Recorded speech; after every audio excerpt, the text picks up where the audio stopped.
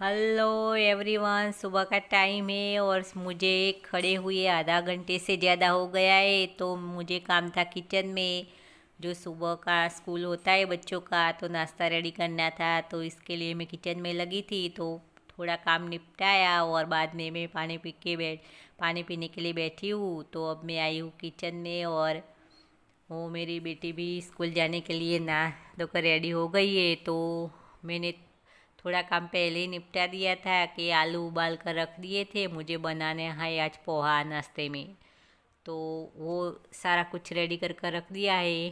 टमाटर प्याज कट कर भी रख दिया है।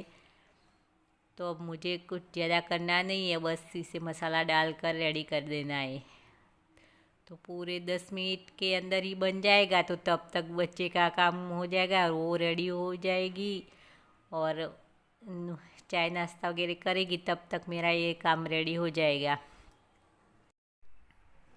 और मुझे चाय वगैरह जल्दी सुबह में नहीं बनाना होता, क्योंकि मेरी बड़ी बेटी को छुट्टियाँ चल रही है ना। तो वो सुबह जल्दी खड़ी हो जाती है, क्योंकि उनकी आदत बन चुकी है। वो पहले पढ़ाई करने के लिए सुबह जल्दी उठा करती थी ना, तो उठकर अपनी चाय बना लेती थी। तो अभी वो आदत बनी ही है। तो वो दोनों बहनों का ही चाय बना कर रख देती है। तो मुझे सिर्फ नाश्ता रेडी करना होता है। तो सुबह में इतनी कुछ भागम भागी नहीं होती, क्योंकि बस थोड़ा सा ही काम होता है। और नाश्ता भी कुछ ऐसा हल्का फुल्का ही बनाना होता है, क्योंकि 7 बजे स्कूल जाते हैं और 12 बजकर 15 मिनट तक तो उनकी छुट्टी हो ही जाती है। तो घर पर 10 मिनट लगता है रिक्शा में आने के लिए। तो 12:30 बजे के पहले तो वो घर पर आ ही जाती है। तो कुछ ज़्यादा वो नाश्ता नहीं ले जाना होता, क्योंकि खाना रेडी होता ही है। तो आके तुरंत हमारा लंच हो ही जाता है, क्योंकि हम उनके आने का ही वेट करते हैं। तो जब वो आती है ना, तब हमारा लंच हो ही जाता है। तो कुछ ऐसे नाश्ते में कुछ ज़्यादा ले जाना नहीं होता। तो साथ ही साथ में मैं एक काम कर रही हूँ हाथों हाथ की। एक मैंने नाश्ता रेडी करने के लिए रखा है गैस पर, पोहे बन रहे हैं मेरे। तब तक मैं जो रात के बर्तन हुए थे ना, वो रखे हुए थे। तो मैं वो रख रही हूँ ड्रॉअर में। तो थोड़ा सा मुझे ऐसा कुछ लग रहा है कि गीला वाला, तो मैं ऐसे कपड़े से हाथ लगा रही हूँ, वरना तो ड्राई हो ही जाते हैं। पूरी रात ऐसे ही रहते हैं। तो साथ में हम ऐसे ही काम निपटाते रहते हैं, तो ही हमारा काम हो सकता है। बार बार ही एक साथ कई काम कर रहे हैं ना तब, वरना एक एक से काम जुड़े ना तो पूरा दिन ही कम पड़ जाएगा। ऐसे होता है इस तरीके से।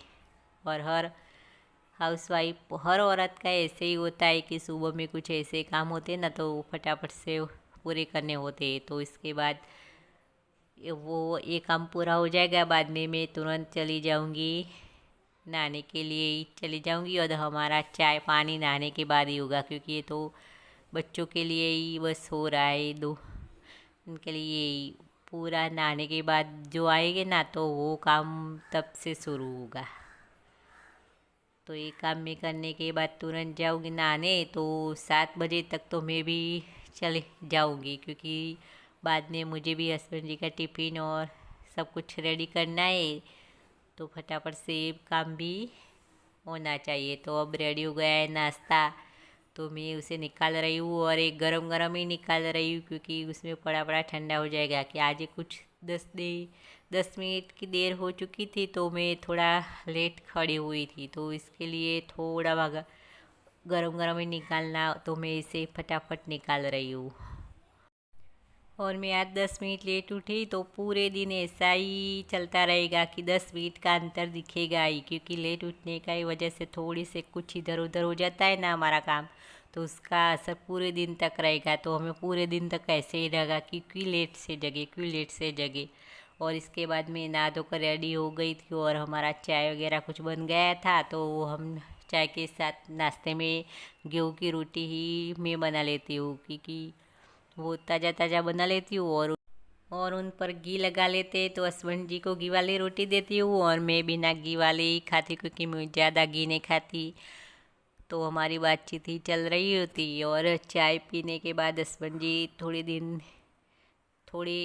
देर तक जाएंगे बाहर, और इसके बाद उनको जाना हो अपनी ड्यूटी के लिए। तो मुझे भी उनके लिए अब टिफ़िन वगैरह कुछ बनाना होगा तो वो मैं चाय पीने के बाद तुरंत शुरू कर दूँगी। तो ऐसे ही काम चलता रहेगा और हम कर रहे थे साथ में कुछ बातचीत।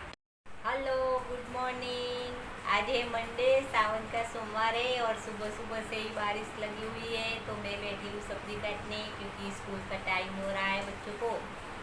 और ये मेरे हाथ में वो दिख रहा है आपको क्या है? तो ये कुछ पत्थर जैसा ही दिख रहा है। तो थोड़ी देर आप सोचो कि ये क्या है? तो ये है नारियल का सूखा हुआ नारियल जो अंदर से निकलता है ना, वो वाला गोला। तो ये वाला है कि पूरा का पूरा गोला ऐसे ही हम ऐसे लाए तो दुकान से ऐसे ही आया है। तो इसका आज कुछ बनने वाला है। तो आगे वीडियो में आप देखेंगे कि इसका क्या बनने वाला है। और वो मैं नहीं बनाने वाली हूँ, मेरी बेटी बनाने वाली है। तो आज कुछ नया बना रही है, तो देखते हैं क्या बन रहा है और कैसे बन रहा है। तो आगे देखिए वीडियो में अब आगे क्या होता है। और ये तो नारियल के गोले को कट कर दिया है, तो ऐसा हो गया है। तो सूखा नारियल है तो इसे छील ले रही है। तो इसे हमारे यहाँ तो छीलना बोलते हैं, आप क्या बोलते हैं वो मुझे पता नहीं। ये सूखा नारियल को छील लिया है तो ऐसा हो गया है। और ये काजू है और किशमिश, सूखा किशमिश। तो इसको अब मिक्सर में डाल के क्रश कर लेना है। तो ये जाएगा अब मिक्सी में। तो मिक्सी में डाल के क्रश कर देंगे इसे।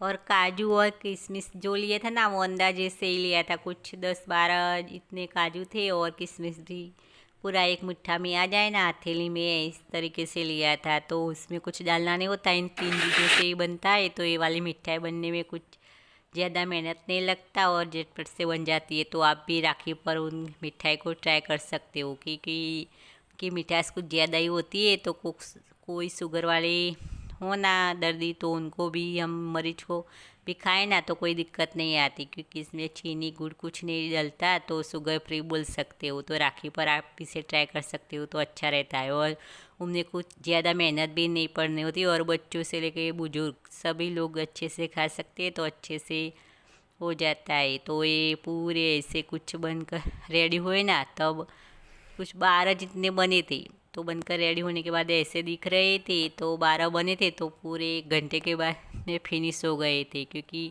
नींबू जितने छोटे बनाए थे तो 12 बने थे। तो आप भी राखी पर ट्राई कर सकते हो। तो मैं इसका एंड कर रही हूँ।